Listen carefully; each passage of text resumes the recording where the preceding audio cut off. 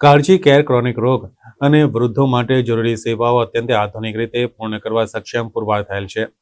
આધુનિક સુવિધાઓ અને વ્યક્તિ સંભાળ માટે ગુજરાતમાં નંબર 1 સ્થાન પ્રાપ્ત કરેલ છે. ભારતમાં 150 લાખથી વધુ લોકો ક્રોનિક બીમારી જેમ કે ડિમેન્શિયા, પાર્કિન્સન્સ, ઓર્થોપેડિકથી પીડાય છે. આ માટે કાળજી કેર ગુજરાતની પ્રજા માટે સજ્જ છે. આ અંગેની માંગમાં સતત એક વધારો થઈ રહ્યો છે, જેને ધ્યાનમાં રાખી હાલમાં કાળજી કેર 4000 ચોરસ ફૂટ બિલ્ડિંગમાં અદ્યતન 55 રૂમોનો સમાવેશ 5 માળમાં કરવામાં આવે છે. અદ્યતન ફિઝિયોથેરાપીના વિવિધ સાધનોથી અહીં સજ્જ છે. અહીં સ્ટ્રોક, પાર્કિન્સન્સ, સ્ટ્રેન્થ જેવી વિવિધ કસરત અનુભવી ડોક્ટરોની દેખરેખ હેઠળ કરવામાં આવે છે. આંતરડાની આંતરિક સ્વચ્છતા માટે હાઇડ્રોકોલોન થેરાપી અત્યંત આધુનિક મશીનથી 100% પરિણામલક્ષી છે. દરેક ફ્લોરના રૂમની વિશેષતા સ્વયં સંચાલિત બેડ, ટીવી, એસી અને સૌથી વિશેષ બાથરૂમમાં ઇમરજન્સી કોલ બેલ છે, જે એની વિશેષતામાં વધારો કરે છે.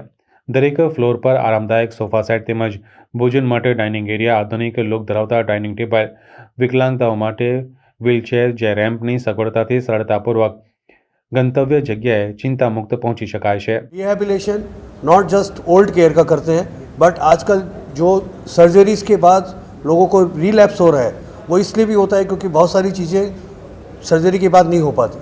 तो एक सेंटर ऑफ एक्सीलेंस ऐसा बनाया है यहाँ पे जिससे ये चीज़ बहुत अच्छे से हैंडल होगी.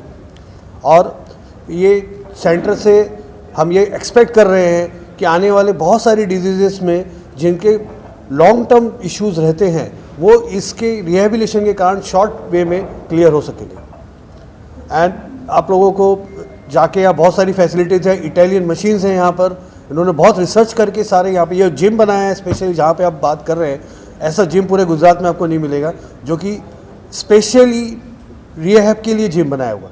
अलग अलग थेरापीज આપણે આપીને આ દરેક કેટેગરીના દર્દીને આપણે સાજા કરીને સ્વસ્થ કરીને ચાલતા કરવાનો પ્રયત્ન કરીએ છીએ, જેથી એ લોકો પાછા ઘરે જઈને એમનું રોજિંદા કાર્ય આત્મવિશ્વાસ સાથે સારી રીતે કરી શકે.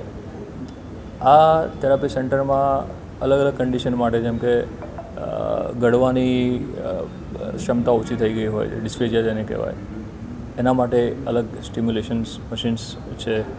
યુરિન લીકેજના પ્રોબ્લેમ્સ થતા હોય એના માટે અલગ અલગ થેરાપીસ છે. મસલમાં પાવર ન હોય લખવાને કારણે એના માટે અલગ અલગ રોબોટ્સ છે.